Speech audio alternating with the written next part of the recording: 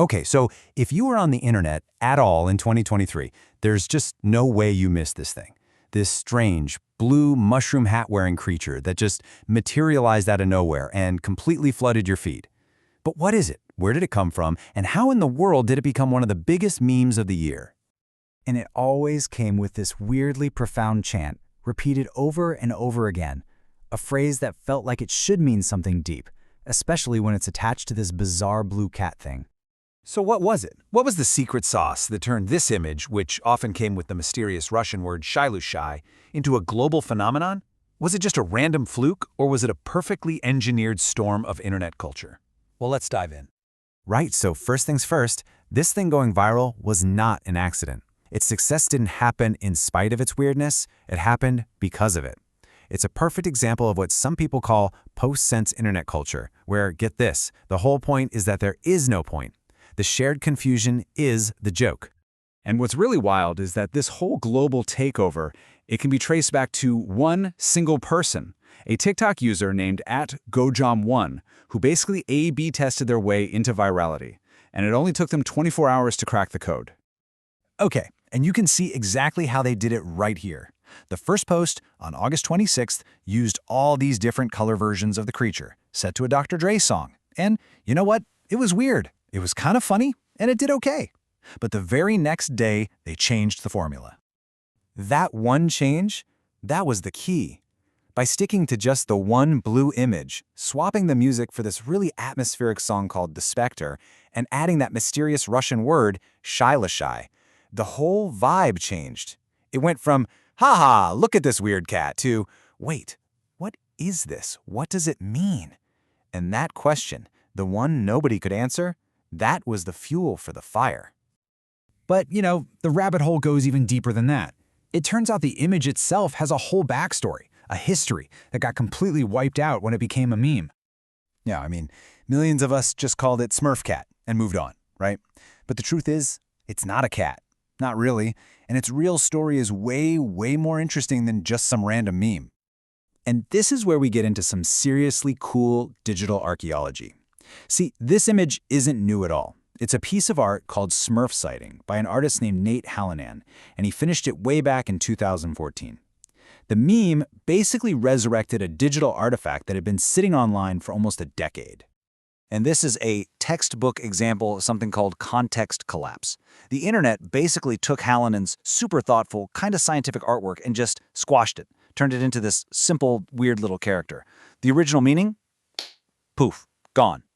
And when I say the original lore was detailed, I mean, wow, Hallinan had this whole concept worked out. It's not just a creature, it's in a symbiotic relationship with a fungus.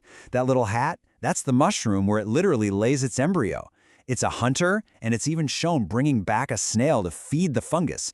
All of that amazing scientific world building just vanished. Okay, so Smurf Cat didn't just exist in a vacuum. Its explosion in popularity basically woke up this whole ecosystem of other weird digital creatures from the internet's past. So to really get what happened next, you gotta know the term Brainrot. It's this slang term, kind of self-deprecating, that Gen Z and Alpha use for content that's, well, just super low value, maybe a little dumb, but for some reason you just can't look away. And Smurf Cat is seen as this kind of pre-Brainrot classic, a relic from an older internet that got rediscovered. The second Smurf Cat blew up, people started digging. It was like they were digital archaeologists, unearthing these other forgotten creatures to be its rivals. They basically built a whole shared universe for these things on the fly. And the main contenders in this new pantheon were the strawberry elephant, which, get this, is an Arabic meme from all the way back in 2007, and the pineapple owl, which popped up on Reddit around 2013. Every single one was a digital fossil just waiting to be rediscovered.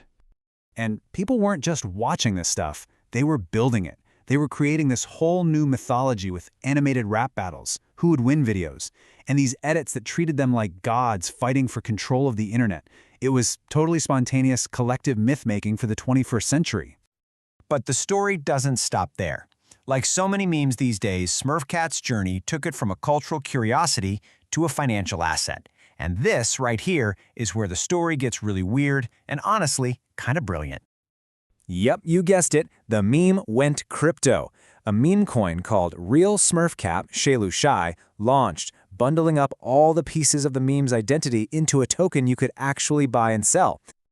Okay, but here is the big twist. The original artist, Nate Hallinan, the guy whose art was snatched and had its meaning totally erased, he didn't sue. He didn't send a cease and desist. He did the opposite. He partnered with the meme coin. And what came out of this is this just fascinating new playbook for artists. Let's break it down. Step 1. An artist creates something with a deep story. Step 2. A meme rips that story away to go viral. Step 3. That virality gets turned into money. In this case, a meme coin. And then, Step 4. The recapture. The artist teams up with the coin, gets paid, and gets to reintroduce their original vision to this gigantic new audience that the meme created. So when you put it all together, the whole Smurf Cat saga gives us this incredible blueprint for how virality works right now. It's about digging up old stuff, not just making new stuff. That's digital archaeology. It's about finding that perfect storm of image, sound, and text. It's about leaning into confusion, what we call post-sense engagement. It's about letting your audience build the story for you. And finally, it's about this crazy new full-cycle economy where an artist can actually get their work back.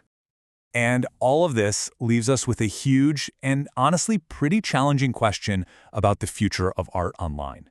In a world of infinite copies, where anyone can take your work and change it, is the best strategy really to fight it? Or is it to join the meme, ride the tidal wave, and try to steer it back home?